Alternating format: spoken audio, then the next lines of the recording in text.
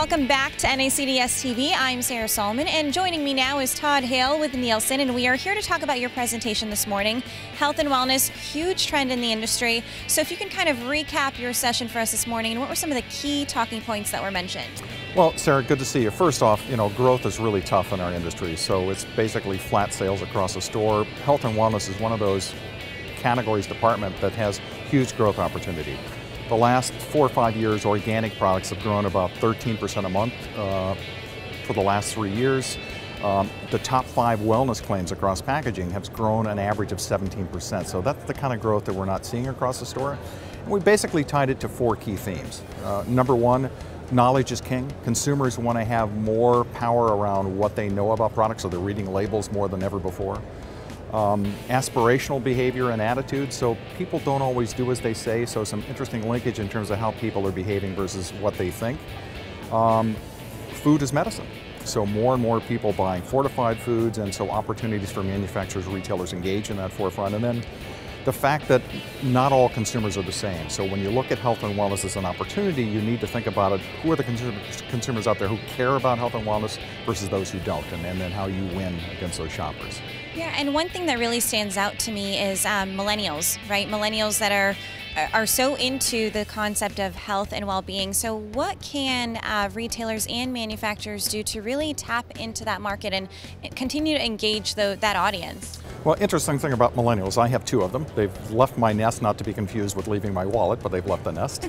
And so they'll never leave your wallet, by the way. They're an interesting group in terms of the fact that they don't shop as much as older population do.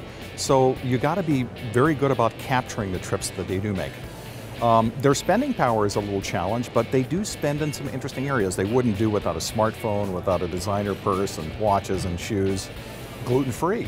They have grabbed onto that part of health and wellness, and most of them don't have celiac disease that are actually buying into that, but it's kind of like their Atkins, if you will, in terms of how they're responding. So how you connect with them through social media, through different devices, they're consuming media in a very broad way. So and by 2020 they're going to outnumber boomers by 10 million, so 81 million strong by then. So it's a huge market and a huge opportunity, but you have to mine them and understand what really drives them. Social activities, social engagements around caring for things is very important to them as well. So connecting with things that matter to them, whether it's sustainability or health and wellness, very important.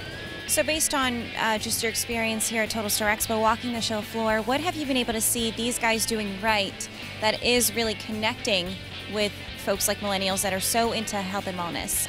Well, I just walked the show this morning, and what just amazes me is how broad and how many new companies you see here. A lot of smaller companies as well as big companies. I didn't really focus so much on what they're doing around generational, but you need to look at the opportunities here. It's either generational marketing, multicultural marketing, or marketing against people who have money or don't.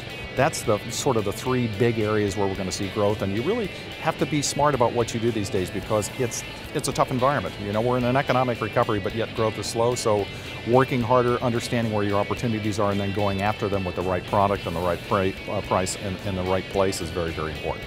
And with your experience here within NACDS, what does the organization do to help its members, continue to think forward and really engage the audience? 2 areas. Number one, connecting, making a location or an event that people can connect on the retailer and the manufacturer side of things, but also bringing insights, bringing knowledge to people who attend in the insight sessions that are available to members to attend. So, and that's why we've been, a big, had a nice connection with NACDS for a long time, because of that connection that they bring between manufacturers and retailers.